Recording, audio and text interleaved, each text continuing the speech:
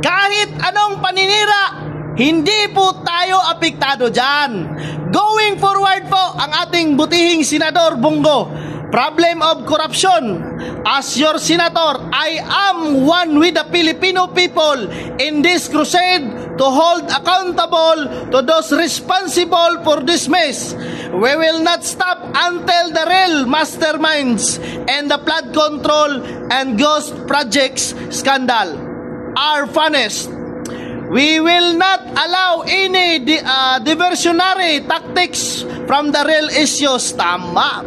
And as your Mr. Malasakit, I will continue to serve because serving is my passion, and I believe that service to the people is service to God. Amen. Kaya kayo mga kabanat, no, maninira lang kayo kay Senator Bongo, hindi magpapatinag yan yung mga akusasyon nyo, wala namang katotohanan, kaya tuloy ang laban, tuloy ang serbisyo sa mga Pilipinong nangangailangan ng tulong dahil yun ho yung pasyon niya.